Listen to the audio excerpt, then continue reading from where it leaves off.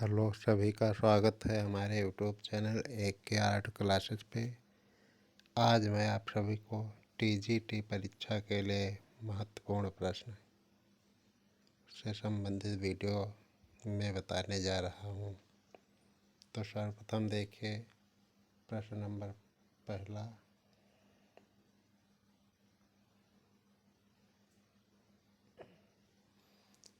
पहला प्रश्न आपकी स्क्रीन पर आ चुका है।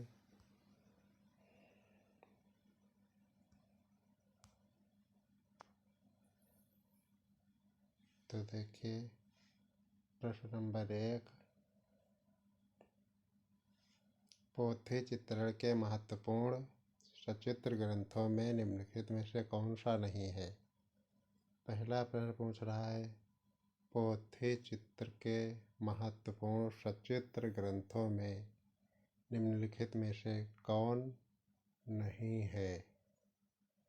तो विकल्प ए है ऋतुवर्णन, बी है गणेश जानकी, सी है राग बारामासा, डी है राग रागिनी।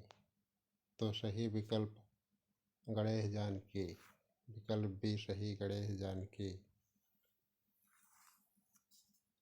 उसके बाद देखिए अगला प्रश्न।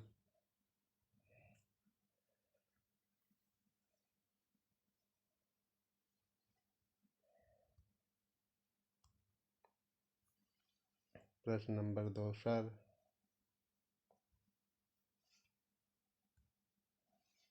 प्रश्न नंबर दूसरा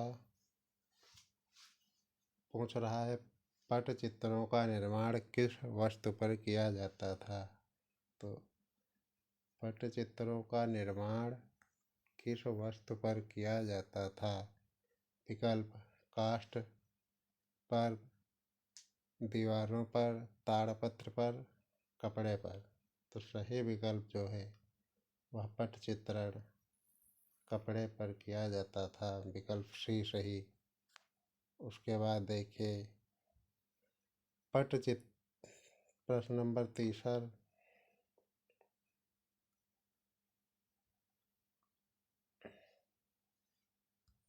प्रश्न नंबर 3 देखिए।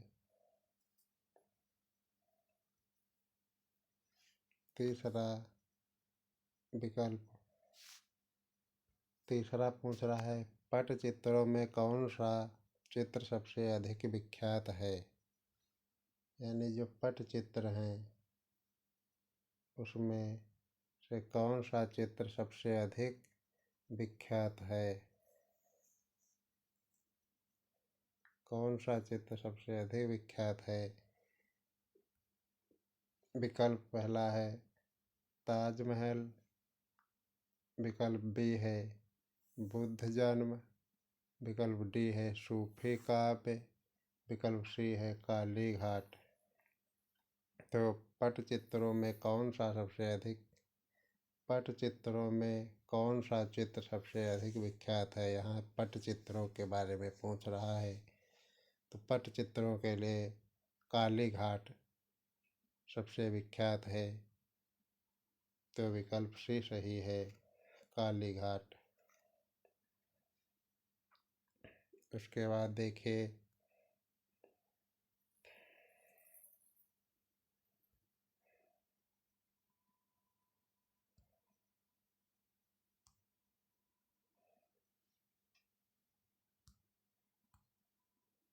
प्रश्न नंबर 4 पूछ रहा है। चौथा,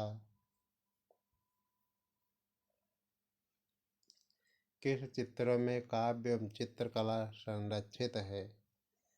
यहाँ पूछ रहा है कि किस चित्रों में काव्य और चित्रकला संरक्षित है। जो कि यहाँ पे काव्य और चित्र से संबंधित प्रश्न के बारे में बात कर रहा है। तो देखिए सर्वप्रथम विकल्प ए है पोथी चित्र, विकल्प बी है लघु चित्र, विकल्प सी है ताड़पत्र, विकल्प डी है पटचित्र।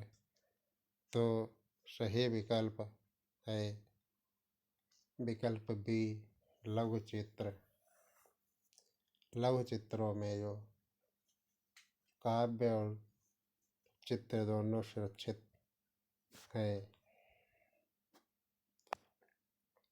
उसके बाद आगे देखिए,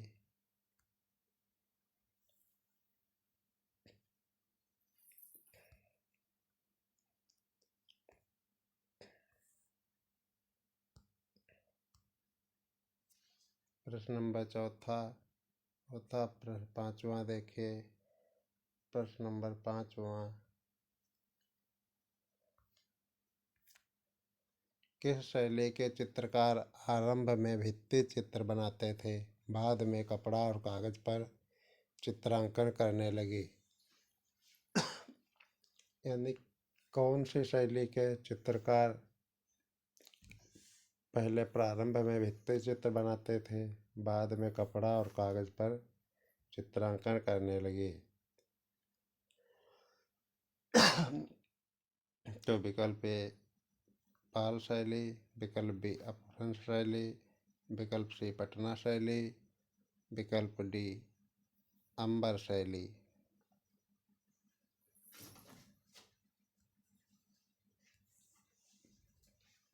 तो सही विकल्प जो है वह अंबर शैली, विकल्प डी सही, अंबर शैली। उसके बाद देखिए प्रश्न नंबर 6,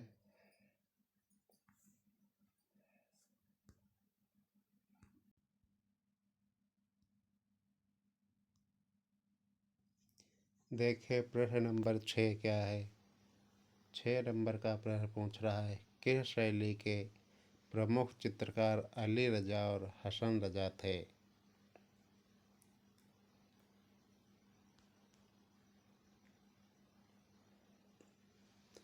तो किस शैली के प्रमुख चित्रकार अली रजा और हसन रजा थे? विकल्प ए मेवाड़ शैली, विकल्प बी नाकारेनेरी शैली, फिर पहाड़ी शैली, और विकल्प डी जो है वह कोटा शैली। तो सही विकल्प नाकारेनेरी शैली है, विकल्प बी। उसके बाद देखिए प्रश्न नंबर 7वां,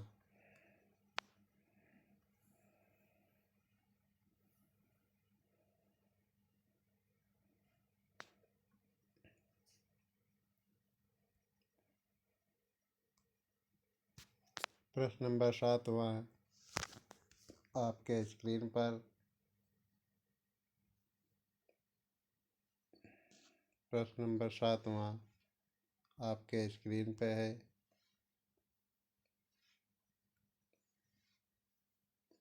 देखिए 7वां नंबर प्रश्न पूछ रहा है, निम्नलिखित शब्दों में से कौन ऐसा शब्द है जो इटली के सन 1520 से 1600 तक के महत्वपूर्ण काल की कई सृजनात्मक कला प्रवृत्तियों में से एक के लिए प्रयुक्त होता है? यानी जो है प्रश्न में पूछा जा रहा है कि निम्नलिखित शब्दों में कौन सा ऐसा शब्द है जो इटली के सन 1520 से 1600 ईस्वी तक के महत्वपूर्ण काल की कई सृजनात्मक कला प्रवृत्तियों में से एक के लिए प्रयुक्त होता था। यानी 1520 से 1600 ईस्वी तक के जो महत्वपूर्ण समय था वह किस शैली के नाम से जाना जाता था? तो विकल्प ए मैनरिज्म शैली, विकल्प बी बारोक शैली, विकल्प सी नव श्रेणवाद, विकल्प डी प्रतीकवाद। सही विकल्प मैनरिज्म, विकल्प ए सही। तो 1520 से 1600 ईस्वी तक की जो कला थी वह किस नाम से जानी जाती थी? मैनरिज्म नाम से इटली की जो है। उसके बाद देखिए अगला प्रश्न 8वां नंबर का,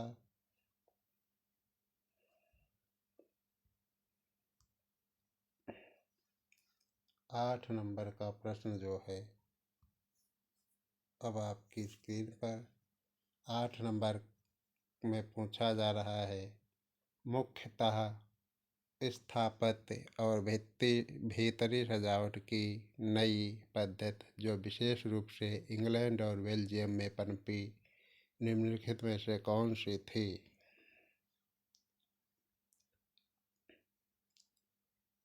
मुख्यतः स्थापत्य और भीतरी सजावट की नई पद्धति जो विशेष रूप से कहाँ इंग्लैंड में पनपी, इंग्लैंड और बेल्जियम में पनपी, निम्नलिखित में से कौन थी? तो विकल्प ए भित्ति चित्र, विकल्प बी आलंकारिकता, विकल्प सी आर्ट न्यूवो, विकल्प डी लघु चित्र। सही विकल्प सी आर्ट न्यूवो।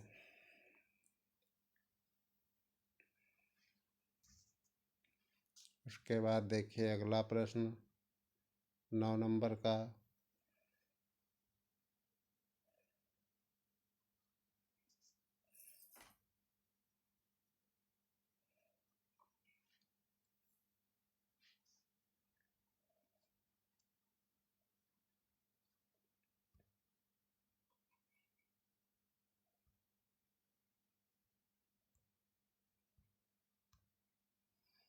प्रश्न नंबर 9 में पूछ रहा किसके प्रयास से 1919 तक ज्यूरिख, न्यूयॉर्क, जर्मनी और फ्रांस में दादावाद छाया? यानी कौन से कलाकार थे जिनके प्रयास से 1919 तक ज्यूरिख स्थान पे और न्यूयॉर्क में, जर्मनी व फ्रांस में दादावाद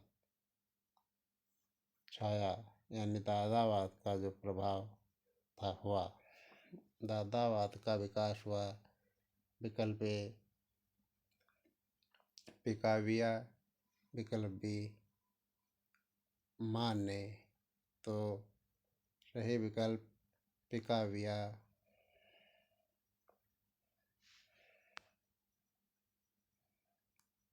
उसके बाद देखिए अगला प्रश्न आपकी स्क्रीन पे। किस शैली में रंगों की अपेक्षा रेखाओं का अधिक महत्व है? यानी किस शैली में रंगों की अपेक्षा रेखाओं का अधिक महत्व है? पहला विकल्प जयपुर शैली। प्रश्न नंबर 10वां।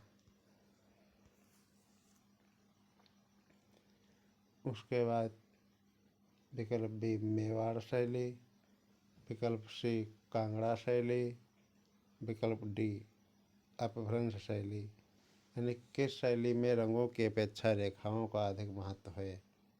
तो सही विकल्प ए जयपुर शैली।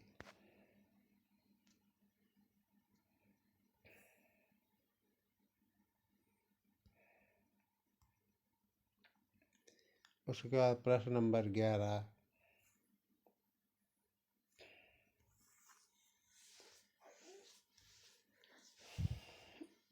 मुगल काल का प्रसिद्ध चित्र बाज पक्षी किसके द्वारा बनाया गया?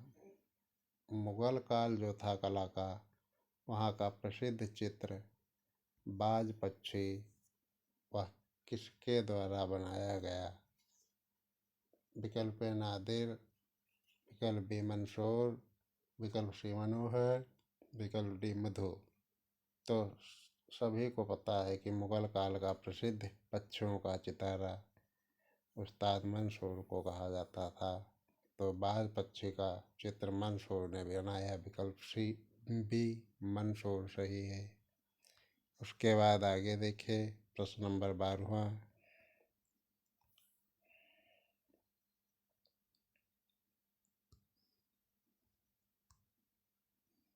प्रश्न नंबर 12 देखिए किस शैली पर मुगल राजपूत शैली का प्रमाण स्पष्ट दिखाई पड़ता है? दिखता है, यानी किस शैली पर मुगल और राजपूत शैली का प्रमाण स्पष्ट दिखता है।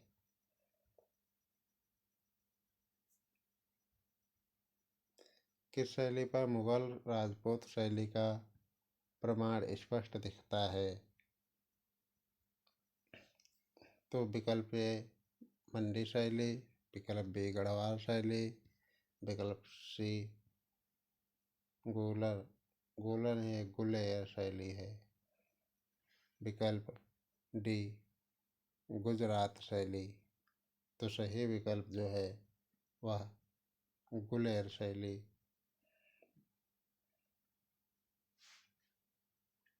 उसके बाद देखिए प्रश्न नंबर 13।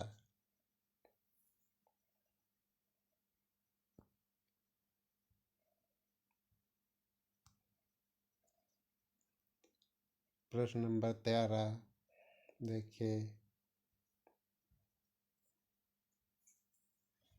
13 नंबर पूछ रहा है, अटाला मस्जिद किस शैली का सर्वोत्तम नमूना है। यानी जो है वह अटाला मस्जिद बनी है वह कौन सी शैली में बनी हुई है।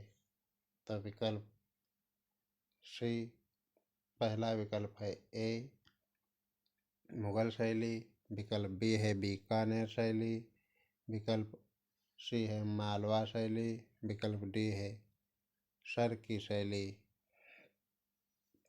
तो सही विकल्प जो है वह विकल्प डी सही है, शर की शैली।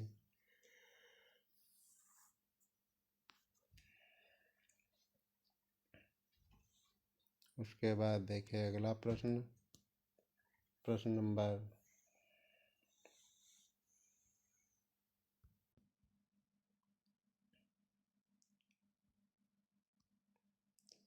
प्रश्न नंबर 15।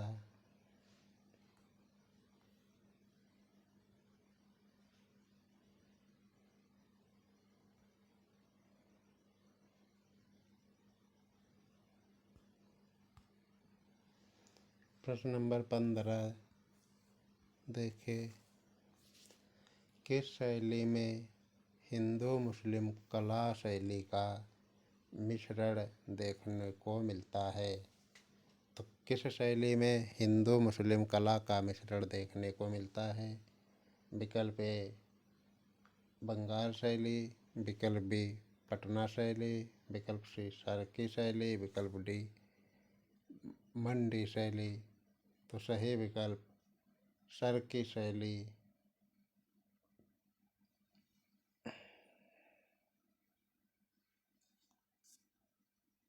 उसके बाद देखिए प्रश्न नंबर 16।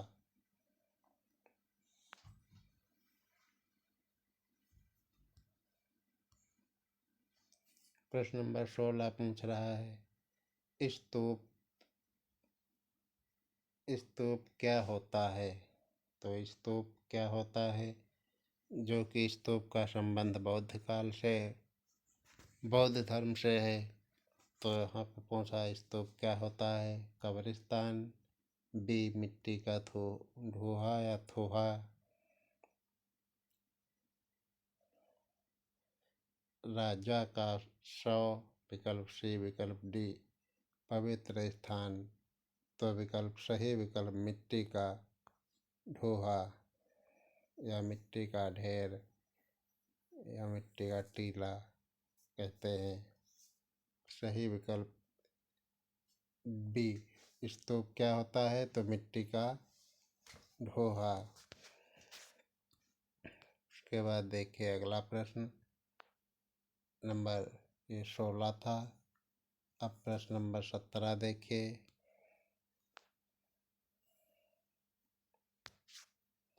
प्रश्न नंबर 17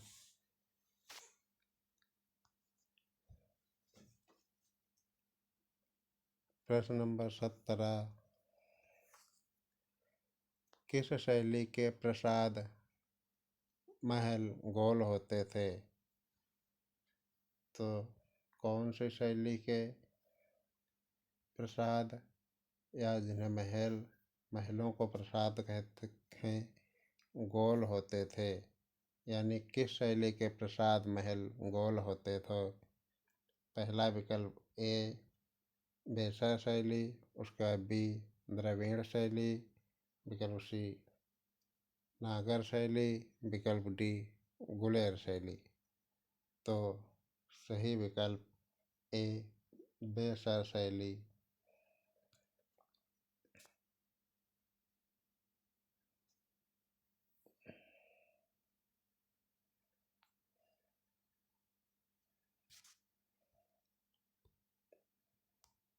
उसका प्रश्न नंबर 18 पूछ रहा है नागर शैली के प्रश्न नंबर 18 पूछा नागर शैली के प्रासाद या महल कैसे होते थे? तो सही विकल्प ए वृत्ताकार, विकल्प बी आयताकार, विकल्प सी वर्गाकार, विकल्प डी त्रिभुजाकार। तो नागर शैली के प्रासाद या महल कैसे होते थे? वर्गाकार। सही विकल्प सी वर्गाकार।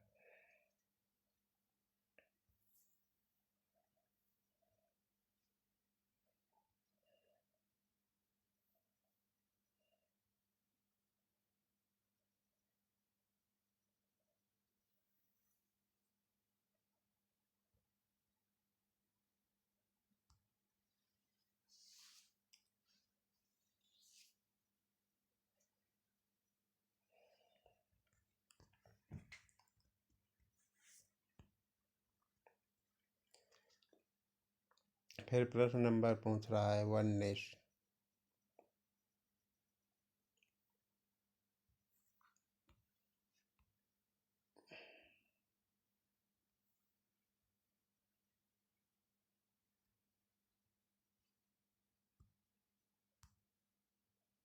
प्रश्न नंबर पूछ रहा है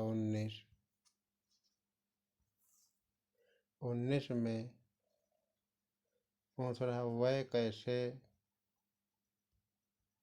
वह कैसे सिक्के होते हैं जिनका आकार अनिश्चित होता है? यानी वह कैसे सिक्के होते हैं जिनका आकार अनिश्चित होता है? तो पहला विकल्प ए सिंधुकालीन सिक्के, विकल्प बी मौर्यकालीन सिक्के, विकल्प सी आहत सिक्के, विकल्प डी तांबे के सिक्के। सही विकल्प आहत सिक्के। तो वह कैसे सिक्के होते हैं जिनका आकार अनिश्चित होता है? आहत सिक्के होते हैं। उसके बाद देखिए लास्ट प्रश्न जो कि प्रश्न नंबर 20